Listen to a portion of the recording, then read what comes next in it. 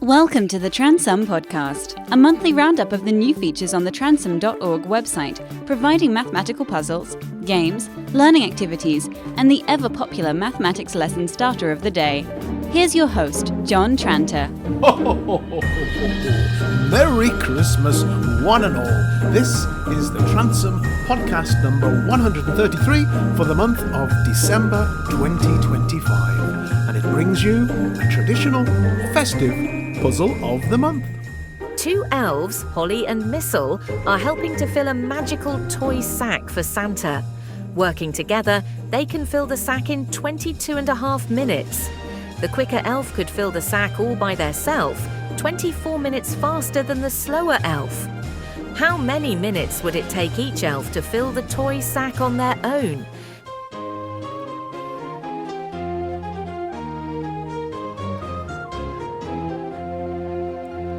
That is the puzzle of the month for you to contemplate.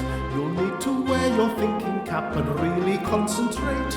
And if you think you've solved it and your answer is correct, then send me an email of your thoughts and solution. I'd be very pleased to hear from you. Now, you don't get singing like that in every podcast. Anyway, back to the puzzle. If you do manage to solve it or your students solve it, I would love to hear from you. Fire off an email to podcast@transom.org.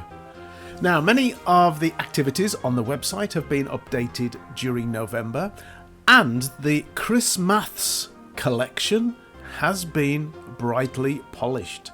So all of the old favourites, plus a number of new activities for Christmas, for those last few weeks of term, they're all available on the ChristMaths page, and the link to that you can find in the newsletter, transom.org/newsletter. Oh, and I should say that the first door of the Maths Advent calendar was unlocked on the 1st of December, and the other doors will be locked on subsequent days. So, depending on what day you're listening to this, don't miss out. Get over there to the Advent calendar and have a look through the windows. Now, I created the ChristMaths activities because, well, for so many people in the Western world, Christmas is associated with warmth, happiness, and positive memories. Shops, hotels, and restaurants use this seasonal atmosphere to encourage people to engage with whatever they have to offer, and I see no reason why maths teachers can't do the same.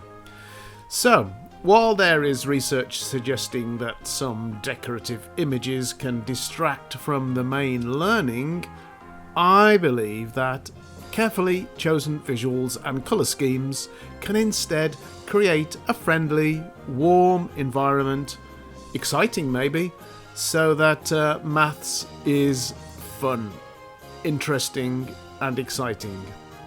So if a Christmas theme helps to soften that fear or dislike that some students feel towards the subject, and if it encourages them to see it as something enjoyable and approachable, then it can only be a good thing. So there's my justification for doing ChristMaths activities during December. Okay, well, one of the new activities added to the collection is called Merry Modulo Maths. It's a festive board game that lets students practice using the modulo operation. That's finding the remainder after division. So players spin a wheel to get a number. Then they choose to divide that number by either 3, 5 or 7. And whatever the remainder is, that determines how many spaces you can move your piece forwards. So this turns an abstract mathematical concept into a strategic decision-making game. Haha. Modulo is a fundamental aspect of number used in computer programming, cryptography, and problem solving. So the game works very well for pairs or small groups, and I guess reinforces mental arithmetic whilst making this important concept very accessible and engaging. So that's one of the new activities added to the ChristMaths collection. Another one is Treasure Hunt. Well, Treasure Hunt I created that earlier in the year, but I've given it a Christmas theme. So it's a clue generator allowing you to print posters to place around your school containing mathematical clues to the next location, and it can make a fun activity for that last maths lesson or in the last week before the Christmas holiday. Subscriber Maria wrote to me saying, I always give out certificates to the learners who have earned the most trophies over the year. Maria then went on to explain that she had difficulty knowing which trophies had been earned during the past year and which trophies were from previous years. So in order to solve this problem, I created the leaderboard feature. So if you go to the page, if you're a subscriber, you go to the page where you see the trophies earned by all of your students, and you scroll right down to the bottom, you'll see a new button called Open Leaderboard.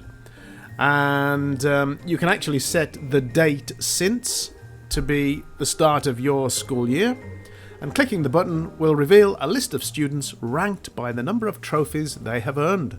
It is designed so that it can be projected in front of the whole class, but I would strongly suggest that you only show the top 3 or maybe 5 students, and obviously leave the bottom of the list not visible to everybody. We don't want to make fun of people.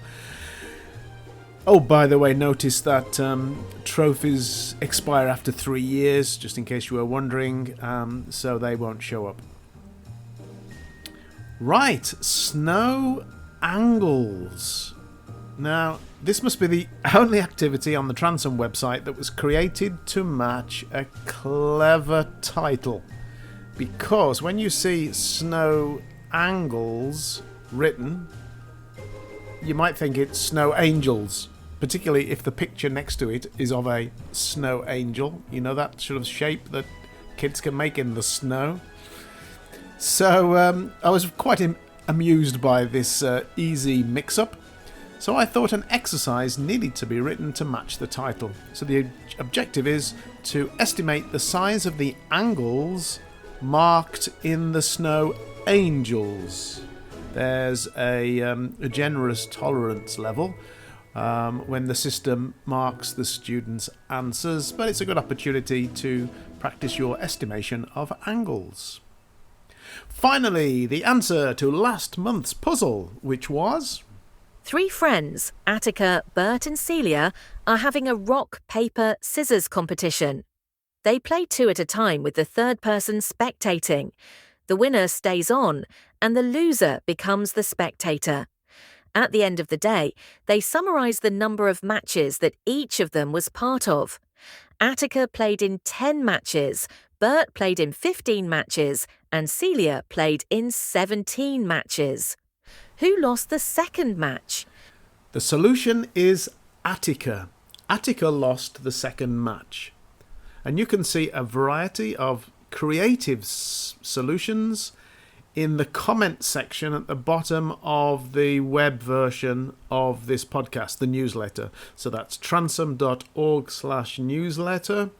And if you're listening to this a long time in the future, you'll need to go back in the archive to find the December 2025 newsletter and look in the comments and you'll see some clever ways of arriving at that solution. Attica is the answer. Now, the puzzle was adapted from Adrian Panzer's Brainy Miscellany, anyway, something like that, and was seen in the Guardian newspaper on the 9th of June 2025. So, that is slightly adapted, but yeah, basically that's where the puzzle came from. So, that's all for now. I wish you a very happy Christmas and a wonderful New Year.